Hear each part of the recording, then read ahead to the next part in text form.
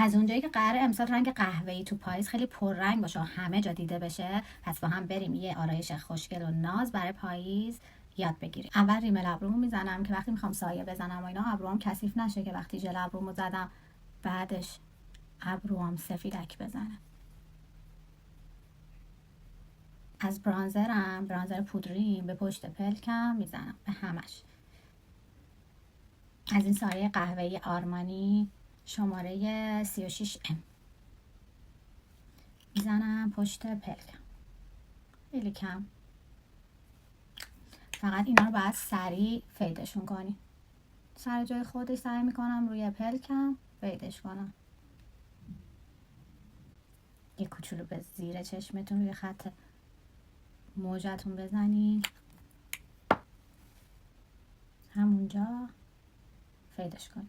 عصای کرم مات یه ذره به گوشه های توی چشمم میذارم، یه کوچولو میارمش تو همون سایه، خیلی کم.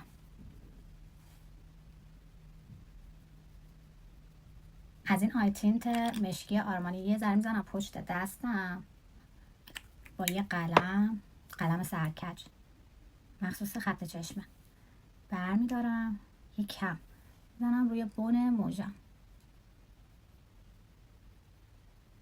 ببین اصلا قرار نیستش که خط چشم داشته باشم، فقط قراره که خط موجم یه ذره مشکی و پررنگ بشه. از یه سایه قهوه‌ای متوسط میزنم به زیر چشمم به موجه.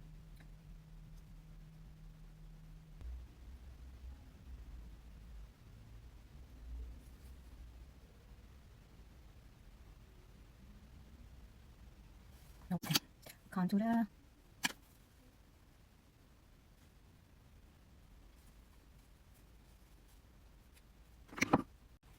بعد اینکه کانتور مایه‌مو زدم یه ذره از پودر برانزرم برمیدارم میزنم روی این.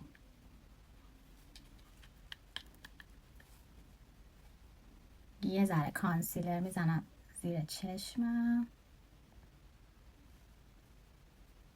یه ذره اینجاهای پیشونی،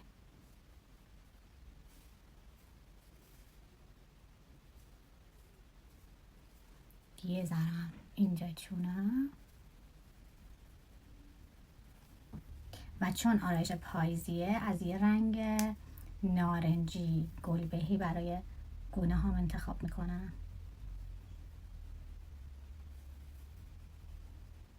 پودر فیکسم رو میزنم با کف دستم، اضافهش رو میگیرم میزنم زیر چشمم. موقعی که پودر فیکستون رو میزنین سعی کنین بالا رو نگاه کنین که زیر چشمتون تمام خطا پرشن. همین الان فرق این برای با این بر